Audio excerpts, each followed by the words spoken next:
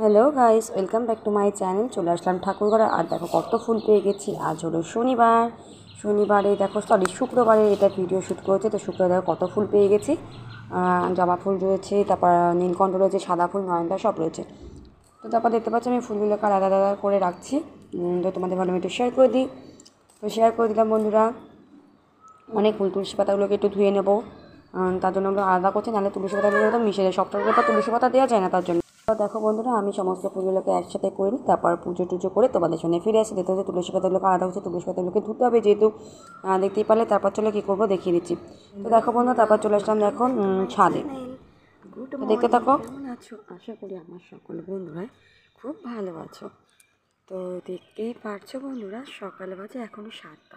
খুব সুন্দর একটা ওয়েদার দেখতে পাচ্ছ, তোমাদেরকে একটু শেয়ার করলাম। আর এই দেখো ফার্স্ট সকালে একদম কাচাকুচি করে সমস্ত কিছু মেলে দিয়েছি। তো চলো আজকে এই ভিডিওটার সাথে থাকার অনুরোধ রইল তোমাদেরকে। তো আজকে কি করব না করব সেগুলো তোমাদেরকে ছোটো ছোটোভাবে তুলে ধরবো। তো চলো স্কিপ না করে ভিডিওটা দেখতে থাকো বন্ধুরা। পুজো করে নিই, তারপর ফিরে আসি।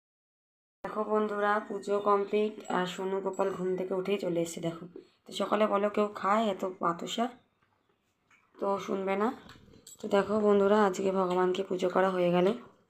আজকে বৃহস্পতিবারে পুজো করেছি। দেখো ফুলগুলোকে সরাচ্ছে, সরিয়ে সরিয়ে কী সুন্দর বাবু মশাই দেখো প্রসাদগুলোকে খেয়ে নিচ্ছে। দেখেছ?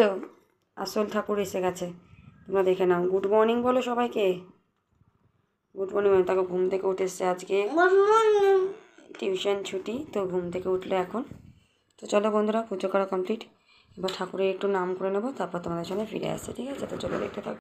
আর নিরামিষের পদে যদি এইসব আইটেমগুলো থাকে, আলু ভাজা, এটা আমার বরেরও প্রিয়, আমার ওপরে উচ্ছে ভাজা, তার সাথে কলা ভাজা। কলা ভাজা আমার ছেলে খেতে খুব ভালোবাসে, জানো তো বন্ধুরা। তো একটু নরম নরম করেই ভাজা হয়েছে, যাতে একটু খেতে পারে।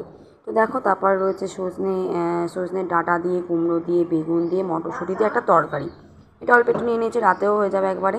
দেখো বন্ধুরা, একবার দেখলাম আলু ভাজা, তারপর কলা ভাজা, এগুলো হচ্ছে। আর আমার তার সাথে শশা, আমার শশাটা লাগছে। আর তার সাথে আছে মটরের ডাল।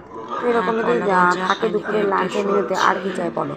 নিরামিষে খেলেও কিন্তু আমাদের স্বাস্থ্য বলো, শরীর বলো, দুটোই ভালো থাকে। আর যত আমরা মাছ মাংস খাই, তত শরীরের মধ্যে দেখবে শরীর খারাপ লাগে। তো চলো বন্ধুরা, আজকে মিনি ব্লগটা কেমন অবশ্যই জানো। তো চলো টাটা, ভালো থেকো, সুস্থ থেকো।